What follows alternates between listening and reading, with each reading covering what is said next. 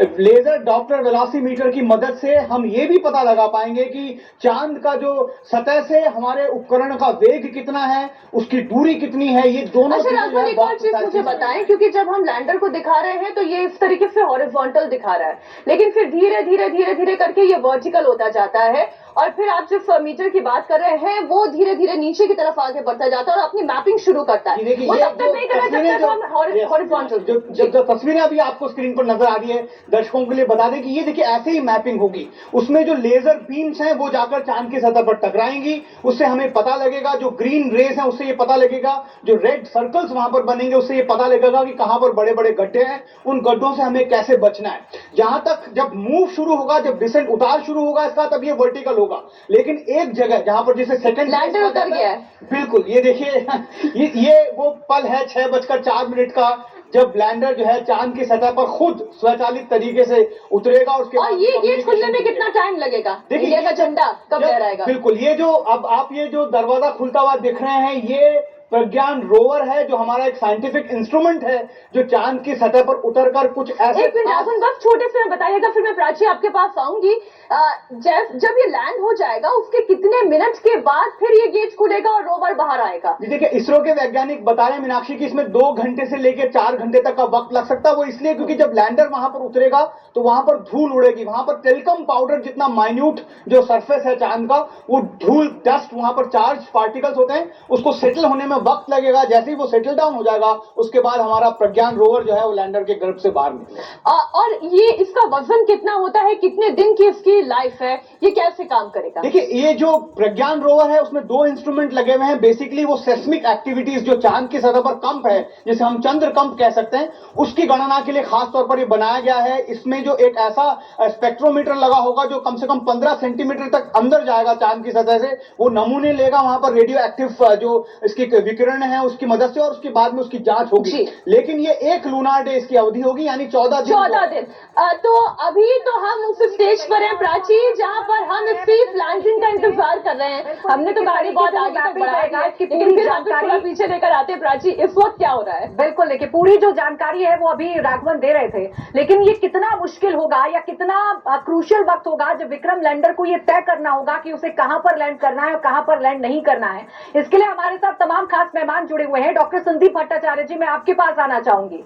ये जो वक्त हम बता रहे हैं, जब हॉरिजॉन्टल से वर्टिकल हो जाएगा हमारा विक्रम लैंडर, और जब वो मैपिंग करेगा उस जगह की जहां पर उसे लैंड करना है, वो मैपिंग किस तरीके से होगी, किन बातों का ध्यान रखा जाएगा कि कहां पर सेफ लैंड कराना है विक्रम लैंडर को, कहां पर वो उतरेगा, और फिर उसके बाद जो हमारा प्रज्ञान रोवर है उसके अंदर से निकलकर चांद की सतह पर जाएगा।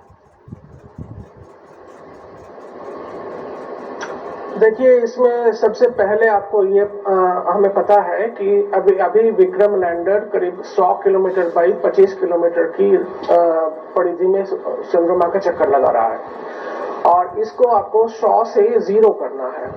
100 किलोमीटर टू 0 किलोमीटर, मतलब चंद्रमा के सतह पर उतारने के लिए। तो जब चंद्रमा के सबसे नजदीक पॉइंट पर ये होते हैं तब इनकी वेलोसिटी सबसे ज्यादा होती है। उसी समय इसको रिट्रो रॉकेट फायर करके ब्रेकिंग करना होता है। रिट्रो रॉकेट मतलब इसके चारों ओर रॉकेट्स नहीं लगे हुए हैं, किसी एक दिशा में रॉकेट लगे हुए हैं। अगर आपको ब्रेकिंग करना है तो रॉकेट को जिस दिशा में ये चल रही है, लैंडर चल रहा है, उसके उल्टा दिशा में रॉकेट फायर करना है। तो उस समय ये हॉरिजॉन्टल रहेगा। जैसे ही धीरे धीरे गति कम होगी तो वो चंद्रमा के गुरुत्वाकर्षण में बंध जाएंगे और वो नीचे गिरने लगेगा। जिस समय ये नीचे गिरने लगेगा तो इस समय उसको सेंस होना चाहिए कि मुझे एटीट्यूड क्या होना चाहिए। इसको एटीट्यूड कंट्रोल कहते हैं सेल्फ प्रोग्राम मोड में।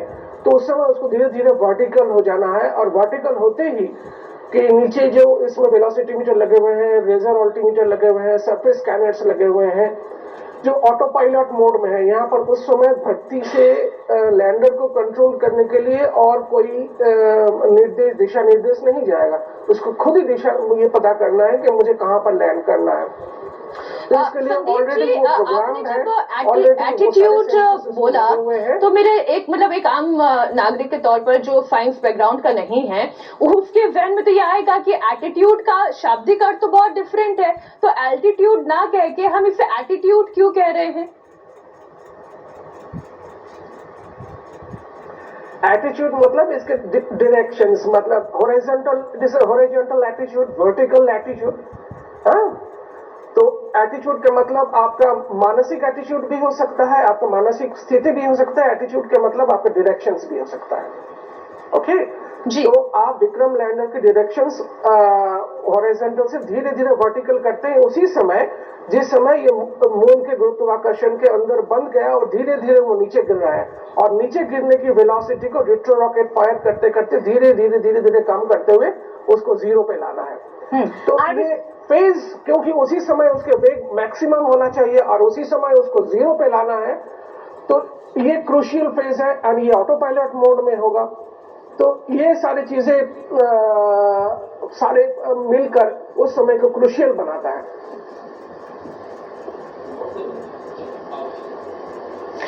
ठीक, हम ये चर्चा लगातार जारी रखेंगे। हमारे लिए वक्त एक छोटे से ब्रेक का हो गया है। हिंदुस्तान चांद पर अपने कदम जमाएगा, गहरे जमाएगा और अपनी छाप छोड़कर जाएगा, यही कामना इस वक्त पूरे देश में हो रही है। चांद पर हिंदुस्तान का झंडा लहराएगा। वक्त एक छोटे से ब्रेक का, हमारे साथ